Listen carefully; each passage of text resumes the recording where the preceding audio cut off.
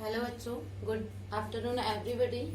आपको लेक्चर 1 में बस पढ़ा चुकी हूँ। उसके बाद आपको टेंस का परिचय बताऊंगी कि कैसे टेंस की पहचान करते हैं, क्या उसका स्ट्रक्चर होता है और हम कैसे जान सकते हैं कि ये कौन सा टेंस है, किस काल का है। ठीक है, देखिए टेंस क्या है।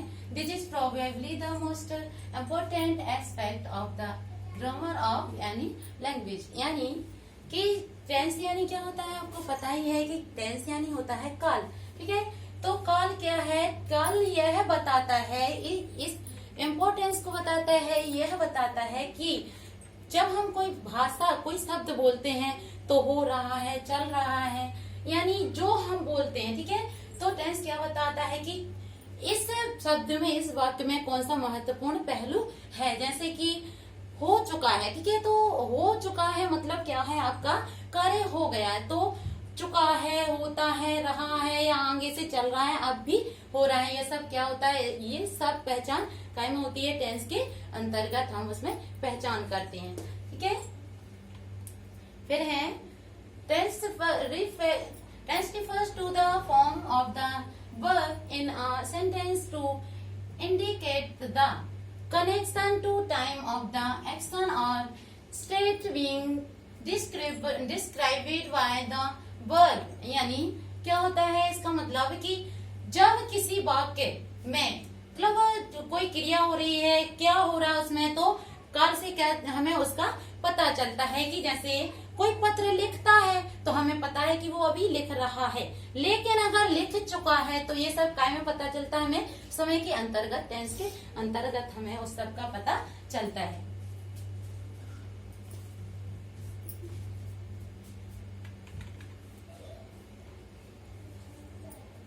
देखो, सही काल पाने के लिए निम्न दो पहलू को दर्शाने के लिए क्रिया के रूप को संशोधित किया जाता है। ठीक है, क्या किया जाता है, क्रिया के दो रूपों को क्या किया जाता है, संशोधित यानी सही किया जाता है।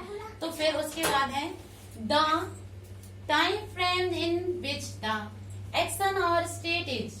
यानी क्या है, कार्य या अवस्था किस समय खंड में है, वह हमें कैसे पता चलता है, टेंस से पता चलता है। The status of the action और the state within that time frame. यानी क्या होता है कि उस कार्य अवस्था का या उस समय खंड की स्थिति का हम पता लगाते हैं कि उसमें कौन सी या क्या स्थिति है समय में।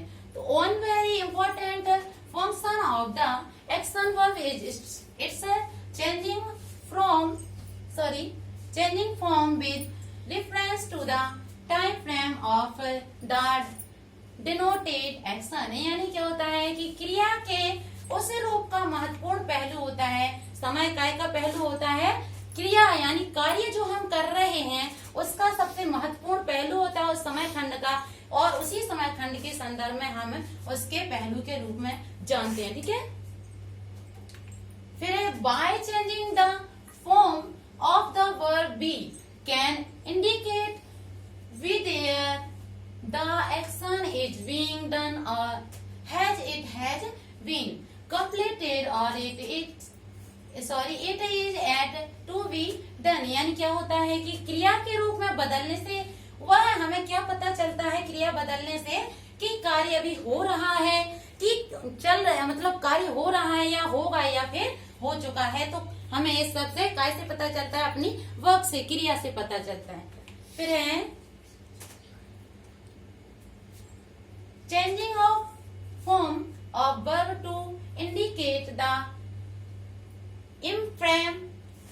time frame of the verb is also used in Hindi like in English। यानी क्या होता है, समय खंड के संदर्भ को दिखाने के लिए हिंदी में भी अंग्रेजी जैसे ही क्रिया के रूप में बदलाव का उपयोग किया जाता है। जैसे हम हिंदी में बोलते हैं कि कार्य कर रहे हैं, तो इंग्लिश में भी हम उसी टाइप से चेंज करते हैं कि कौन सी वर्ब का फॉर्म आपको लगाना है। ठीक है, take a look at these sentences in Hindi. यानी हिंदी के इन वाक्यों पर एक नजर अब हम आगे डालते हैं। ठीक है, आगे देखते हैं कि क्या होता है। जैसे रमेश स्कूल जाता है। ठीक है, तो रमेश स्कूल क्या करता है, जाता है। ठीक है, तो क्या होगा इसका, रमेश गोज टू स्कूल। अब आपको एक बात और याद रखना, एस होता है आपको ये इसके आगे बताऊंगी। अभी आपको सिर्फ इसका इंट्रोडक्शन करा रही हूँ, ठीक है। तो क्या होता है, रमेश स्कूल जाता है, तो रमेश स्कूल जाता है, अभी क्या है, जाता है, तो क्या कर लेगा, प्रेजेंट सिंपल कर लेगा, ठीक है। क्या होगा, रमेश गोज टू स्कूल, ठीक है।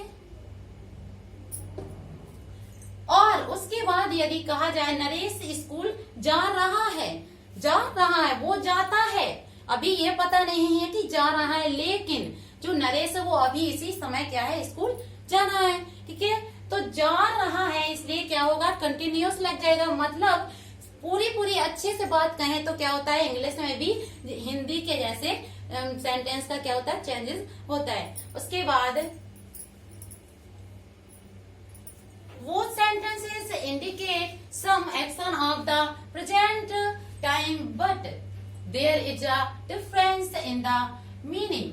यानी क्या होता है, दोनों ही वाक्यों में वर्तमान में हो रही किसी भी घटना का विवरण है, पर दोनों के अर्थ क्या है, एक है। अभी हमने बताया है जो क्या है, दोनों के अर्थ समान है। क्या हो रहा है, प्रेजेंट में चल रहा है कार्य, लेकिन उसमें क्या हो रहा है, एक का पता नहीं है, जाता तो है स्कूल लेकिन अभी पता नहीं है कि वो जा रहा है कि नहीं, लेकिन एक क्या है, जा ही रहा है। तो हमें पता है कि रमेश क्या वो क्या है, एक लड़का स्कूल जा रहा है और एक जाता है, ठीक है। अब the first sentence indicates that Ramesh goes to school, ठीक है। क्या कहा, रमेश गोज टू स्कूल। मैंने अभी आपको बताया कि रमेश गोज टू स्कूल यानी रमेश स्कूल जाता है। A general fact while the second sentence so indicates that Naresh is going to school.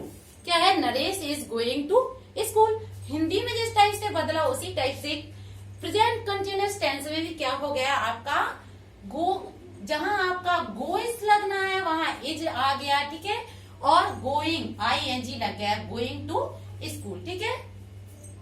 अब उसके बाद है at the present moment at the time of writing speaking the sentence. तो क्या है, हमें पहले वाक्य में पता चला, मैंने आपको पहले ही बताया हुआ है कि पहले वाक्य में पता चला कि जो रमेश है वो स्कूल जा रहा है, और दूसरे वाक्य में हमने क्या जाना कि रमेश स्कूल जाता है और नरेश क्या करता है, स्कूल अभी जा रहा है, ठीक है। Now take a look that these two sentences in Hindi, यानी अब हिंदी के इन वाक्यों पर भी एक बार हम देखते हैं कि क्या होता है। महेश स्कूल जाता था, ठीक है। क्या होता है, महेश स्कूल जाता था। पहले तो क्या होता था कि वो जाता है, और अब क्या है, जाता था, यानी उसका जो प्रेजेंट है वो निकल गया और क्या है, ये फर्स्ट है, ठीक है। तो जैसे हम हिंदी में बोलते हैं कि कार्य हो रहा है और फिर उसके होने के बाद होता था, इसी टाइप से क्या है, इंग्लिश में भी महेश स्कूल पहले तो जाता है और अब क्या है, जब उसका टाइम निकल गया तो हम बोलेंगे कि जाता था। सुरेश स्कूल जाएगा, अभी तो जा रहा है बोला था हमने, और उसके बाद जब आपका क्या आएगा, फ्यूचर आएगा, पास्ट के बाद फ्यूचर आएगा तो क्या होगा कि सुरेश स्कूल जाएगा, ओके। उसके बाद है here one sentence tells that Mahesh used to go to school in the past। अभी आपको बताया कि काय में प्रयोग हो रहा है, वाक्य पास्ट में प्रयोग हो रहा है। while the next sentence indicates that Suresh will go to school in the future। अभी आपको वैसे ही बताया हुआ है कि क्या है, वो फ्यूचर में स्कूल जाएगा। English grammar also has similar provisions to deliver sentences with proper reference to the time frame of the actions being indicated। तो क्या हुआ कि अंग्रेजी व्याकरण में भी ऐसे ही क्या होते हैं, प्रावधान आते हैं, ठीक है। क्या होते हैं, जिस टाइप से हिंदी में व्याकरण में प्रावधान होते हैं उसी टाइप से आपके क्या होते हैं, इंग्लिश में भी प्रावधान होते हैं, जिससे हम क्या करते हैं, वाक्यों में हम दर्शाते हैं या दर्शाए जा रहे कार्यों को क्या करते हैं, एक निश्चित समय खंड में हम उसे डिनोट कर लेते हैं, ओके। जैसे रमेश स्कूल जाता है, अभी आपको पढ़ाया हुआ है कि Ramesh goes to school. Naresh school जा रहा है तो Naresh is going to school.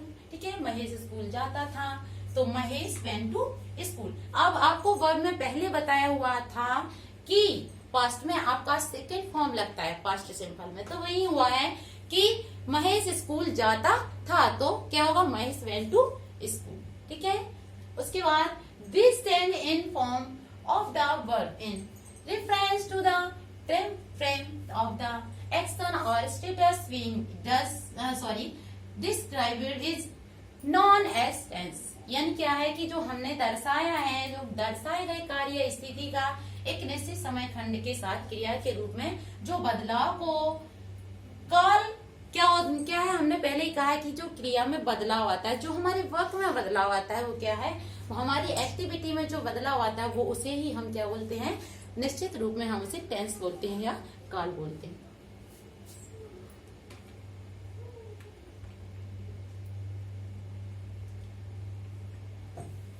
ठीक है, टाइम फ्रेम। टाइम फ्रेम हमने आपको पहले ही बताया कि समय खंड, यानी समय की व्यवस्था, एक टाइम टेबल भी कहा जाए तो ठीक है, एक टाइप से। तो क्या है कि टेंस को हम काल बोलते हैं और टाइम फ्रेम में क्या है, हमारा काल खंड है। ठीक है, टाइम फ्रेम यानी हमारा काल खंड है। तो वर्तमान में क्या होता है, वर्तमान में क्या होता है, अभी जो समय चल रहा है, जो हम अभी प्रेजेंट में है, जो हम यही अवस्था, इसी अवस्था में, वो हमारा क्या होता है, प्रेजेंट होता है, वर्तमान होता है, जैसे द प्रेजेंट। ठीक है, तो क्या होता है, द करेंट टाइम, जो हमारा अभी का जो टाइम है वो क्या है, हमारा प्रेजेंट है। ठीक है, तो इसे हम क्या बोलते हैं, प्रेजेंट टेंस बोलते हैं। अब भूतकाल में क्या होता है, पास्ट में क्या होता है आपका, वह समय, कौन सा समय, वह समय आपका पास्ट में आता है जो आपका बीत गया है, निकल गया है, वो आपका क्या होता है, पास्ट। ठीक है, उसके बाद भविष्य में, जो भविष्य फ्यूचर में आपका क्या होता है, जो आपका आने वाला टाइम है उसे हम क्या बोलते हैं, फ्यूचर बोलते हैं। ठीक है, यानी आपकी स्टेटस दर्शाता है तीनों टेंसेस। ओके, उसके बाद है English language provided for status of the action state with in each time frame. Okay, तो क्या है, अंग्रेजी भाषा में प्रत्येक कालखंड में कार्य या अवस्था किस कंडीशन में है, वह 4 स्थिति का प्रावधान है। कितने का है, 4 का। कौन सी है वो आपकी, पहली तो कौन सी होती है, सिंपल होती है, फिर होती है कंटिन्यूअस, फिर होती है परफेक्ट। ठीक है, और उसके बाद होती है आपकी परफेक्ट कंटिन्यूअस। वो आपकी कितनी, 4 कंडीशन होगी। ओके, जो हम आपको बाद में बताएंगे। उसके बाद है, देखिए, हाँ, तो इसके बाद 4 कंडीशंस आपको बता दी हैं। उसके बाद नेक्स्ट वीडियो में आपको बताएंगे कि इसके डिस्क्राइब कैसे होते हैं। 4 प्रकार होते हैं, 4 प्रकार में और 4 प्रकार होते हैं। इस टाइप से आपके 12 प्रकार तो मेन हो गए। उसके बाद आपका आता है अफर्मेटिव होता है, इंडेफिनिट होता है, नेगेटिव होता है, इंट्रोगेटिव होता है। इस टाइप से आपके कैसे सेंटेंसेस बनते हैं, उसके ट्रांसलेशन समझाएंगे और उसके स्ट्रक्चर बताएंगे। इतना ही आज के लिए। Thank you for watching video, और अगले वीडियो के लिए आप हमारे इस चैनल को सब्सक्राइब करें। Thank you.